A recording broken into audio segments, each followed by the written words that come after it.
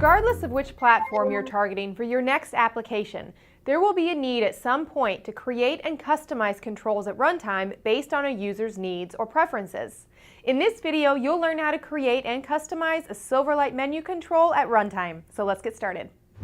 Here I've created a new Silverlight project. Since we need to create the grid at runtime, let's right-click and select View Code. Here I can add the C# code that will be used to create and populate the menu control with items when the Silverlight application is launched.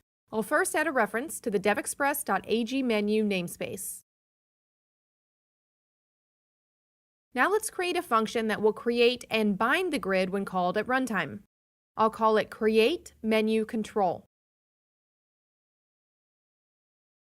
In this function, I'll add the following code to create the menu control.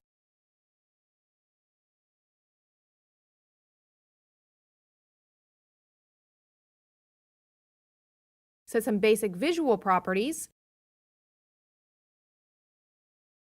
specify the root menu items, and finally, specify the event handlers to handle item clicks. As you can see, some of these items are non-existent and need to be created manually. So I'll go ahead and add the two event handlers. The first one will handle item clicks.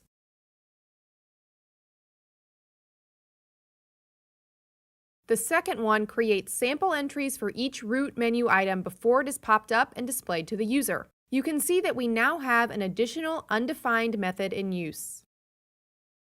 Let's go ahead and add the methods used to create the root items as well as the child items at runtime. And you can see that all of them are using a createItem method that is used to create each item in the menu control.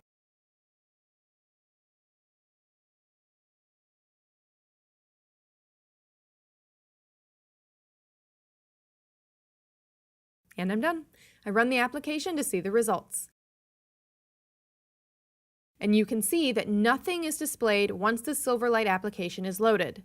This is due to the fact that while we added the code to create and populate the menu control, it is never executed when the Silverlight application is loaded. So, let's close Internet Explorer and return to Visual Studio to fix this. I switch to the XAML code of the page and create a new handler for the layout routes loaded event.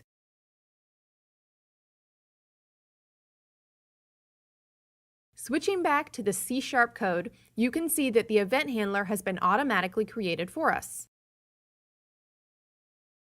Here, I'll simply add to the layout routes children collection the menu control returned by the CreateMenuControl function we created earlier. And that's it.